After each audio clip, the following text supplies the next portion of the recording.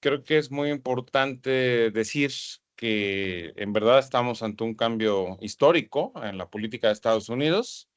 El gobierno de Donald Trump representa una ruptura de viejas tradiciones y prácticas de gobierno y junto con ello una ruptura también del orden jurídico y constitucional. Donald Trump ha empezado su gobierno con una gran cantidad de órdenes ejecutivas, en donde ha postulado una nueva doctrina política en Estados Unidos, que es la supremacía absoluta del Ejecutivo sobre los poderes legislativo y judicial. Hemos de decir que, dado que la Constitución de Estados Unidos es muy breve, muy poco clara y específica, y dado que la tradición jurídica norteamericana es deductiva, se basa en precedentes, en decisiones que otros jueces han hecho y no en lo que en México conocemos como leyes secundarias. Hay que decir que el orden jurídico es precario en Estados Unidos.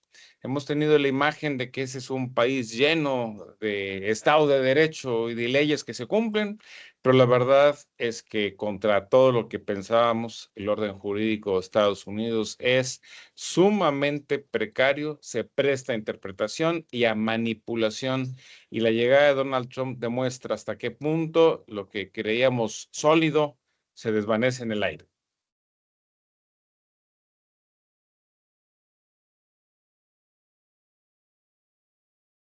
Hay precedentes muchos, de todos los presidentes han hecho alguna vez órdenes ejecutivas.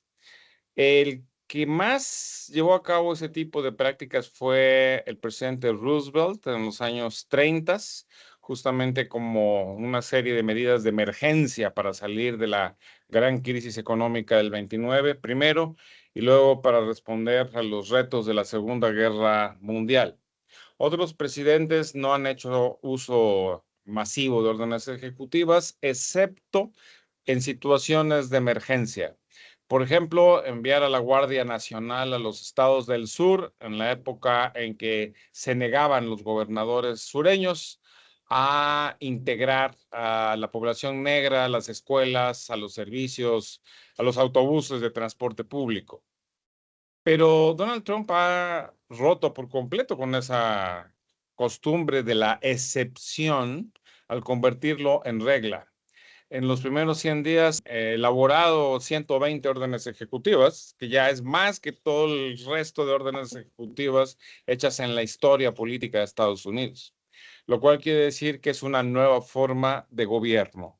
Es decir, está simple y sencillamente pasando por encima del Congreso, en primer lugar, aprovechando que tiene mayoría su partido en las dos cámaras, pero además de eso pasa por encima de la ley, porque realmente muchas de sus decisiones ejecutivas violan derechos esenciales.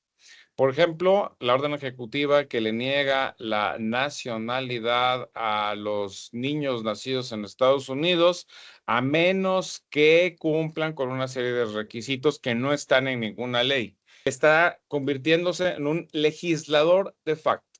O sea, es poder ejecutivo y poder legislativo. Y eso es lo que es novedoso en la actual circunstancia.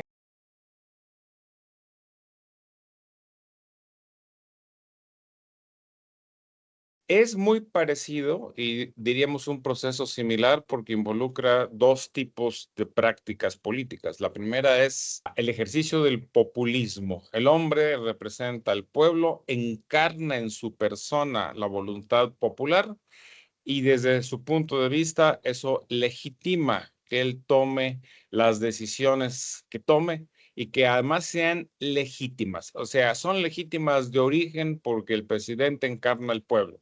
Es prototípicamente populista esta práctica y en eso se parece a lo que hemos tenido aquí en México con López Obrador y lo que sucede en otras partes del mundo.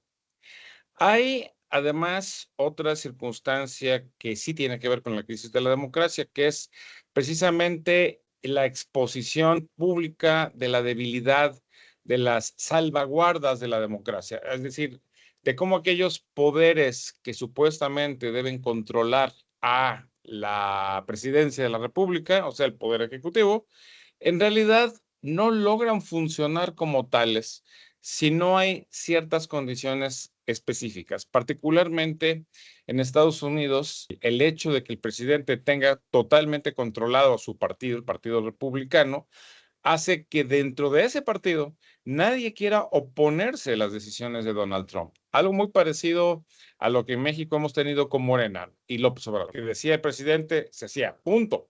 No hay discusión.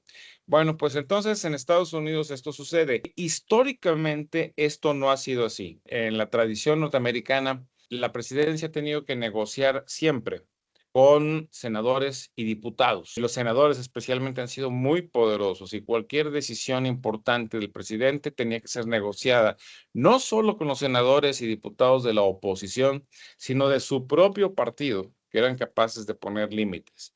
En el caso de Donald Trump, se ha roto por completo con esa circunstancia y ahora Donald Trump ordena por completo su partido, por tanto ordena por completo al poder legislativo.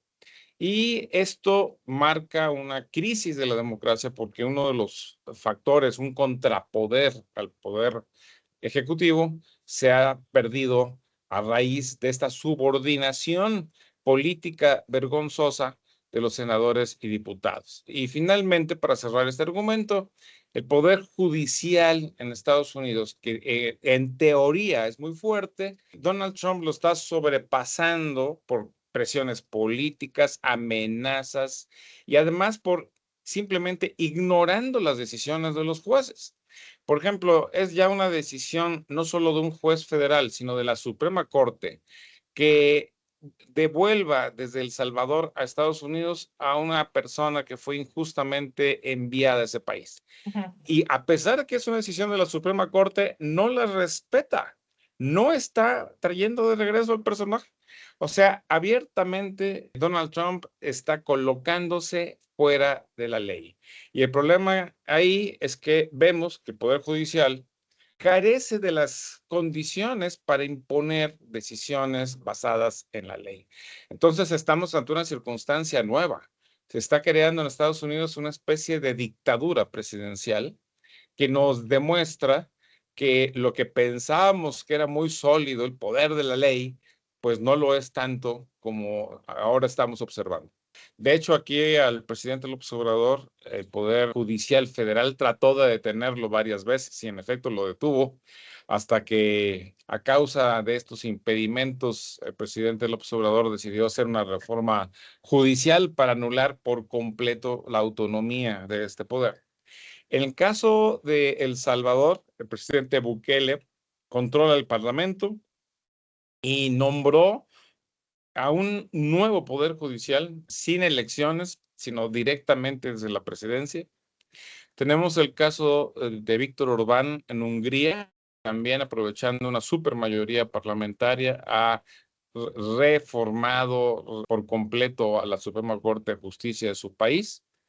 También lo mismo sucedió en Polonia con los hermanos Kuczynski, que teniendo mayoría destituyeron a la Suprema Corte anterior y nombraron otra. Es decir, hemos tenido muchos ejemplos de este tipo. Hay países donde esta aspiración dictatorial de ciertos presidentes populistas no se ha podido materializar porque el Poder Judicial resistió. El caso ejemplar de esta circunstancia es Brasil, donde Bolsonaro no logró destituir a los ministros de la Suprema Corte y al contrario, los ministros de la Suprema Corte, después de que salió de la presidencia, lo han encausado, acusándolo de desacato a la ley, incitación a la rebelión, intento de golpe de Estado.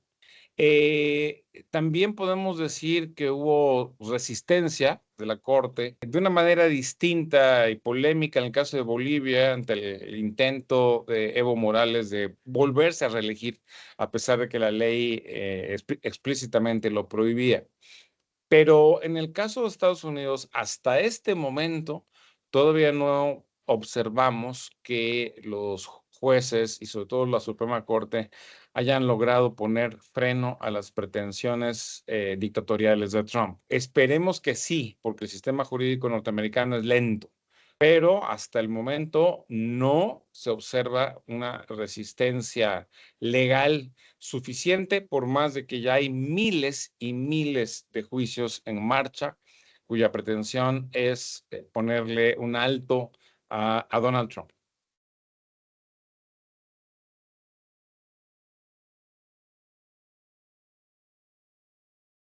Bueno, Donald Trump también en este punto quiere darle una vuelta de regreso a la historia. Quiere volver a la industrialización norteamericana como hegemónica a nivel mundial, quiere evitar que otros países absorban la industria de transformación de Estados Unidos y sobre todo quiere resolver un problema estratégico de Estados Unidos, que es que tiene un déficit comercial, o sea, compra mucho más de lo que vende al exterior, y un déficit fiscal, es decir, gasta mucho más de lo que ingresa, que es de proporciones monumentales. Si Estados Unidos no emitiera la moneda mundial, que es el dólar, ya el Fondo Monetario Internacional hubiera intervenido a Estados Unidos, hubiera obligado a hacer un programa de ajuste, porque los déficits comercial y fiscal de Estados Unidos son monumentales e insostenibles. ¿Eso qué cosa quiere decir? Que Estados Unidos ha vivido por décadas muy por encima de sus posibilidades. Y de alguna forma lo que Trump intenta hacer es un ajuste económico interno que disminuya el déficit comercial, y para eso los aranceles y obligar a las empresas grandes a que produzcan dentro de Estados Unidos. Y por otro lado, quiere disminuir el déficit público, disminuyendo el gasto público, pero de una manera brutalmente injusta. Está quitándole dinero a las universidades, a la investigación científica, a la salud, despidiendo miles y miles y miles de empleados públicos sin orden ni concierto. De manera que lo que está haciendo Donald Trump es un ajuste de aquellos que hace muchos años llamábamos un programa de choque.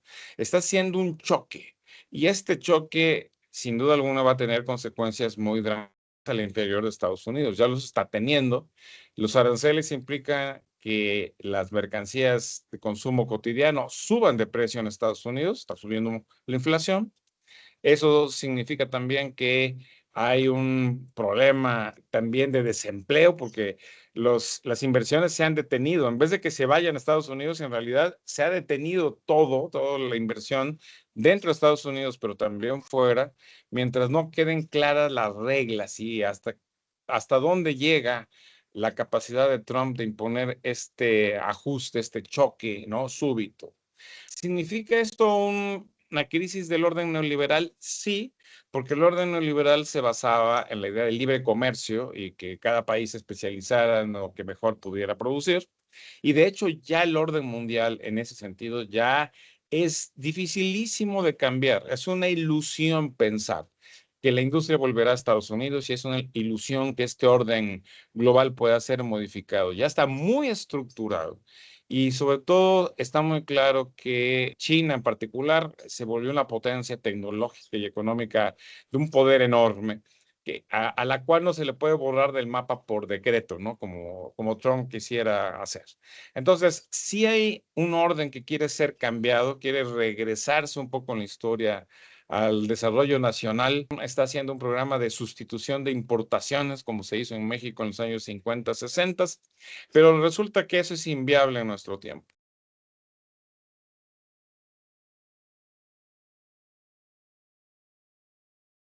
Bueno, un nuevo orden en la imaginación de Trump, y que en parte efectivamente es necesario para el ajuste interno a Estados Unidos, sería aquel en que se forman bloques regionales más o menos autosuficientes, en donde, lejos de haber una globalización total, hay un bloque norteamericano, un bloque europeo y un bloque asiático.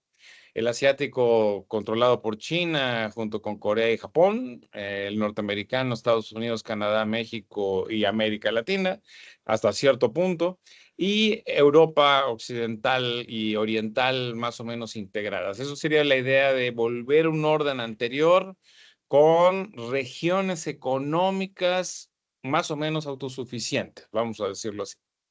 Ese orden no es posible de construir hoy porque ninguna de las tres regiones es autosuficiente realmente en nada, ¿no? Se requiere el comercio internacional. Por ejemplo, China depende mucho de la importación de granos y carnes y minerales de América Latina, de África. Necesita esas materias primas. Estados Unidos y el resto del mundo necesitan los productos industriales chinos. Tal vez en menor escala eso se puede reducir, pero los siguen requiriendo y no los dejarán de requerir. Y en el caso de Europa Occidental, el ajuste, que es muy doloroso, ya está en proceso en Europa. Eso significa que tendrán que buscar nichos en donde ellos tengan una ventaja tecnológica. Y la tienen, sobre todo en la generación de energías limpias. Son campeones en energías verdes, en la producción de energía solar y con viento, y en la investigación de nuevas formas de energía. Entonces, creo yo que ahí es donde Europa puede encontrar un nuevo lugar por su liderazgo, digamos, en ese campo, que es mayor al que tienen China o Estados Unidos. Entonces, es un orden que quiere volver a ser grupos regionales y autosuficientes, pero la verdad es que la posibilidad de que eso suceda más allá de una cierta escala es incierta y yo diría inviable.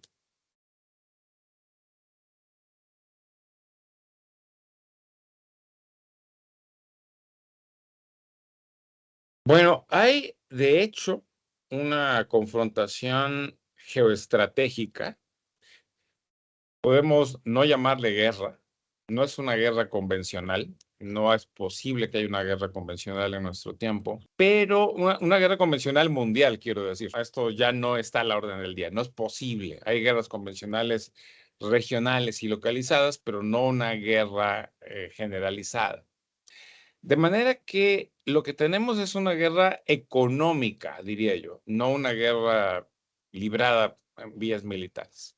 Y esta guerra económica sí incluye acciones de espionaje, de robo de tecnología, de intervención en las redes sociales, de tal forma de cambiar la opinión pública de un país de acuerdo a los intereses de otro. Por ejemplo, los rusos son grandes expertos en esta cuestión.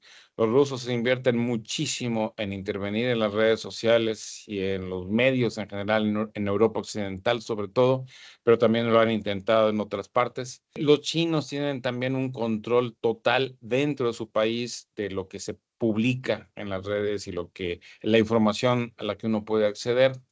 Y tienen sus agentes en las empresas y universidades norteamericanas y los norteamericanos han tratado de responder también. O sea, sí hay guerra de espías, y a eso nos referimos. Espías de nuevo tipo, vamos a decirlo así, pero espías. Espías sobre todo económicos y también una intervención en las redes sociales y en las formas de pensar de la gente. Es decir, lo que podríamos llamar una búsqueda de información, diseminación de información falsa, desorientar o confundir al público, de hacer escándalos, es decir, una guerra política sucia a través de las redes. Esto sí se está dando y se puede seguir dando en el futuro cercano.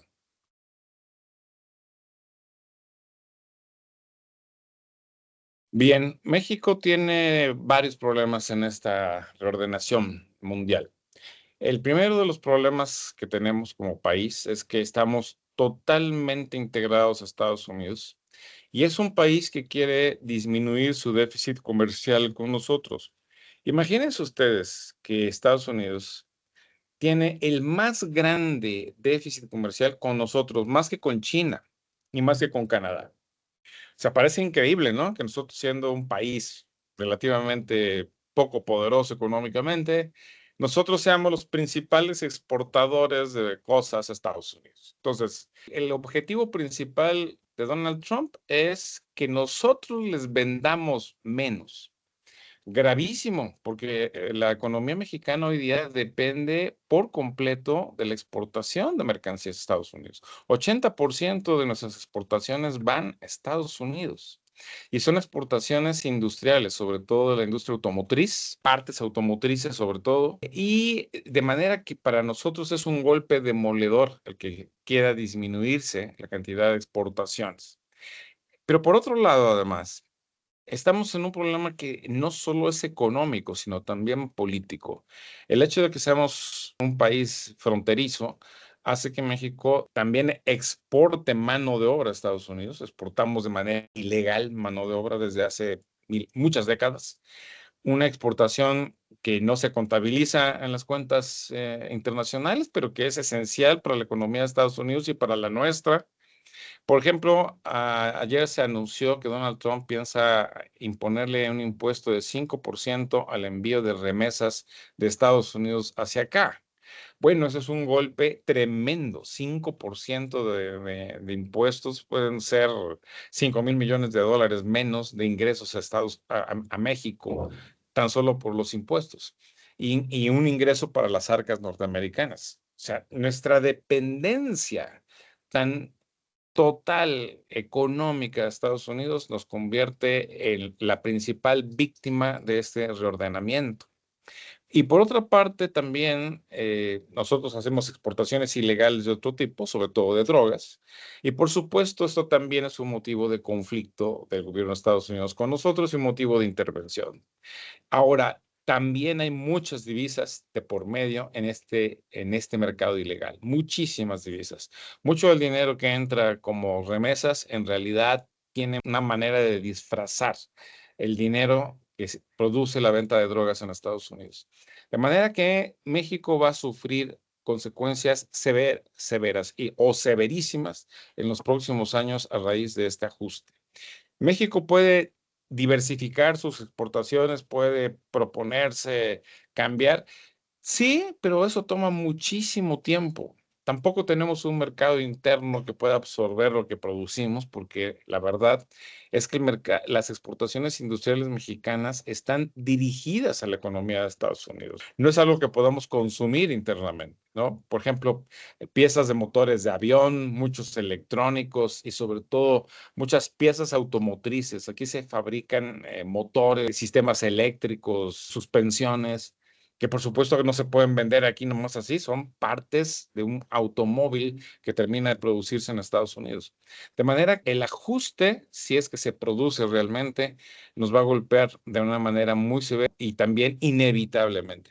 Ahora, ¿cómo medio compensar esta circunstancia? Sí, un poco de mercado interno, pero nos va a llevar años el ajustar la economía a otras dimensiones. Lo que nos salva o lo que nos puede salvar es que los norteamericanos también dependen de nosotros. La sobrevivencia de las empresas automotrices norteamericanas depende casi por completo de que México produzca de manera barata las piezas de sus automóviles o automóviles completos, sobre todo vehículos de gran tamaño que se producen en México para la exportación a Estados Unidos. Son cosas que las empresas Ford, General Motors, Stellantis necesitan. Sin eso, esas empresas son inviables económicamente. De manera que yo creo que no se puede imponer un ajuste así súbitamente porque las propias empresas norteamericanas quebrarían. Así que eso es lo que va a dar tiempo para que haya un ajuste más lento y seguramente mucho menos profundo de lo que Trump imagina.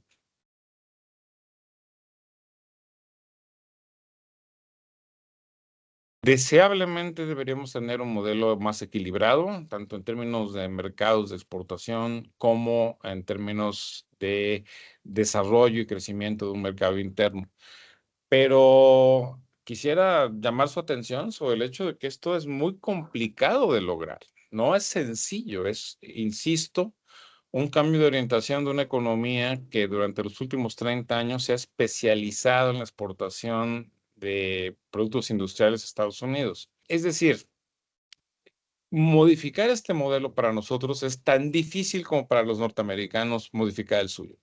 Y esto significa que vamos a sufrir bastante en lo que logramos reencontrar un equilibrio.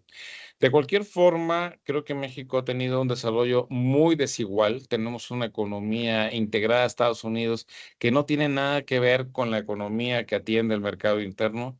Tenemos un mercado informal que absorbe el 60% de la fuerza de trabajo en México, que no tiene nada que ver con la otra economía. Es como si fuéramos un país dual, un país económicamente moderno integrado a Estados Unidos y un país atrasado que sigue allá en mediados del siglo XX. Eso es lo que es México, una economía dual, una sociedad formal y una sociedad informal. Y mientras no incorporemos a este sector informal masivo que abarca la mayoría de la población, a una economía formal, y mientras no logremos a través de eso también hacer una mejor distribución del ingreso, no vamos a conseguir generar un mercado interno que absorba la producción industrial hoy disponible.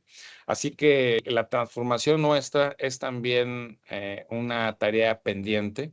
Los gobiernos neoliberales eso no se hizo, al contrario, se profundizó la dualización de la economía. En el gobierno del López Obrador no se resolvió en absoluto ese problema. Se hicieron transferencias a los sectores más pobres, pero no se hizo ninguna transformación económica de importancia. De manera que lo que viene por delante es una tarea enorme que tomará un par de décadas hacer si es que se empieza cuanto antes.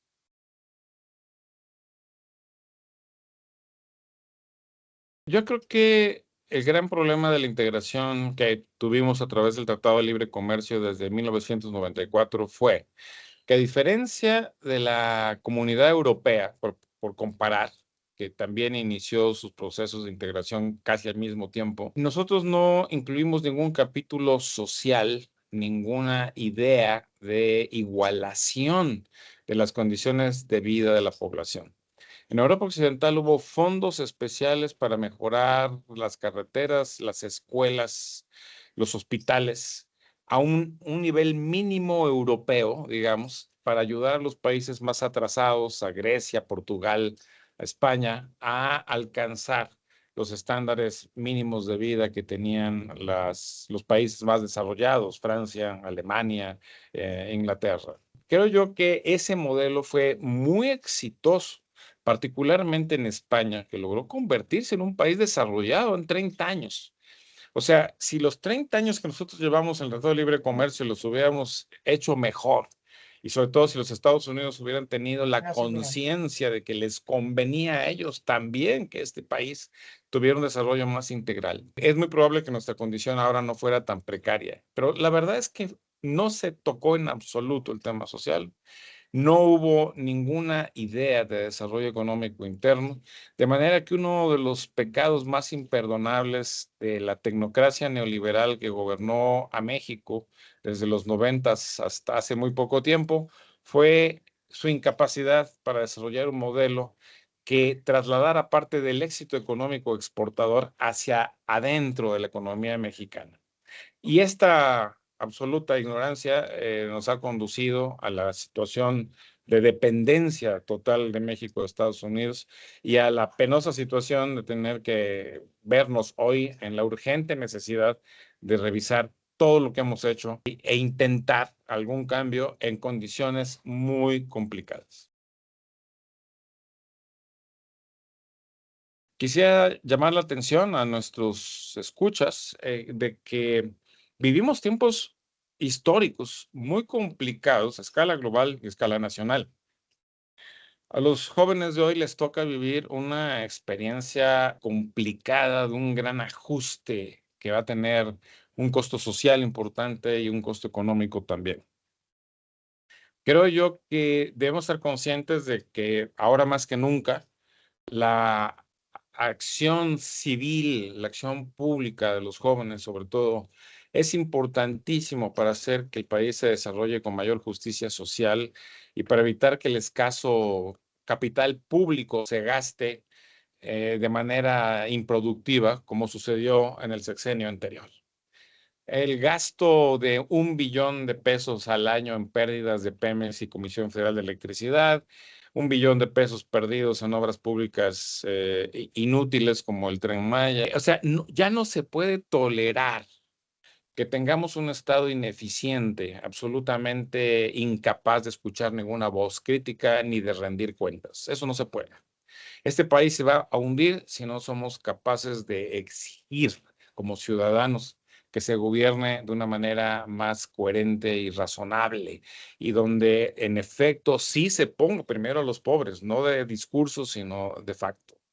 Entonces, creo yo que tenemos por delante una misión civil que cumplir, porque está claro que la clase política no lo va a resolver por sí misma, no lo resolvió la clase política neoliberal, no lo resolvió la nueva clase política populista nacionalista, de manera que no habiendo nada en medio, nos toca a nosotros construir las alternativas que hacen falta en este país. O sea que hay que tomar la responsabilidad en nuestras manos.